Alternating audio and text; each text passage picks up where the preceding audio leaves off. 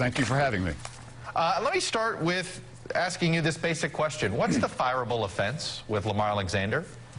Well, there are a number of fireable offenses as a Republican in a Republican primary, and I want to correct just a second your report. There are 7 Republicans on the ballot, not 9. My apologies, sir. That's fine. But regardless of that fact, Lamar Alexander has shown a propensity to depart from the Republican National Committee platform, which specifically outlines certain issues that we believe reflect what it means to be a Republican and more specifically what it means to be a conservative. The Republican platform specifically says no to amnesty, and we know that Lamar supports amnesty with his vote in support of Senate Bill 744. You know, we know that Lamar votes for higher taxes, as he has on repeated occasions, and the platform specifically says no more higher taxes, that we got to get the federal government and regulators off the back of working Americans and small businesses. So there are a number of issues. That's a fireable offense, as you put it, that where Lamar departs radically from the Republican National Committee platform, and Tennesseans not only want a conservative, but they want a reliable Republican. So let me ask you this. You brought up the RNC, you brought up the Republican Party platform. The same Republican Party last year in the autopsy on what went wrong in the 2012 presidential election specifically called for comprehensive immigration reform, which is, of course, what Lamar Alexander supported. Well, the Republicans, some Republican leadership may have done that to kowtow to the United States Chamber of Commerce and other interest groups who have a vested interest in driving down American wages with an oversupply of labor. But the party platform did not change, Chuck. And until the party platform changes, then that is the position Republicans have with regard to the rule of law, the American worker, and the regard to why we say no to amnesty. You know, you brought up no taxes.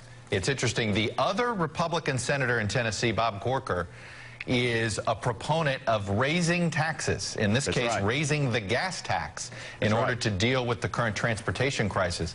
What do you say to that? Are you critical of Senator Corker being in favor of raising the gas tax? I'm opposed to, at this point in our economic life as a country, raising taxes on the American worker and the American business when we've already got so many different taxes that are suppressing economic growth and suppressing wages. And at some point in time, the Republicans specifically, but all of us generally, need to come to the aid of the American worker, because we have this overabundance of taxes and we've now got this oversupply of cheap labor, and it's making very, very difficult for us to have well-qualified, well-paying, full-time jobs in America, and that's something that I'm concerned about.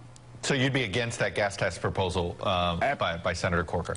Absolutely. I don't think it's necessary. Well, let me ask you this. What would you do to fund transportation? I mean, it's been traditionally, using the gas tax has been a way to go. At some point, government's got to pay for roads, got to pay for repairing bridges. So how do you do it?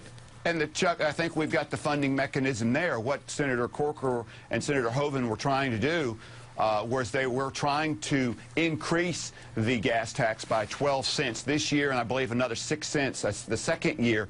And what that is that's a tax that goes directly to the American worker and the small business. What we have is we have a funding mechanism in place that we need to go forward. But specifically, what we don't need to do is we don't need to fund projects through the Department of Transportation that have no great effect on increasing or maintaining the infrastructure of our highways and bridges. Just recently in Tennessee, the Tennessee Department of Transportation literally picked up the striping on an HOV lane only to put down a new stripe. Now, that costs tens of thousands of dollars, and it's a very small example, but it just shows you the waste and abuse within the transportation fund that takes place. And there are some things that we can do to ensure that our transportation dollars are more appropriately spent on those areas so that our infrastructure is safe and sound for the American traveler. Now, you've been cast as a Tea Party challenger to Lamar Alexander. Do you accept that moniker, that you are a Tea Party challenger to him? Well, I certainly embrace a lot of what the Tea Party talks about. If you go back and look again at the RNC platform about lower taxes, balanced budgets, no to amnesty, no to Obamacare, those are certainly Tea Party principles, and I embrace those.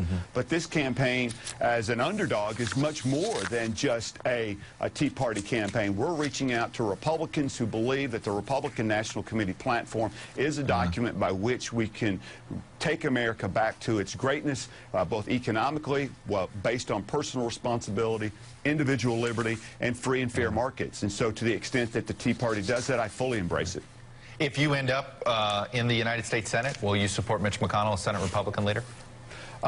Depends on who his opposition is. Obviously, if it's somebody who doesn't have the necessary leadership skills or has a much more liberal voting record, the answer would be I would certainly give it serious consideration.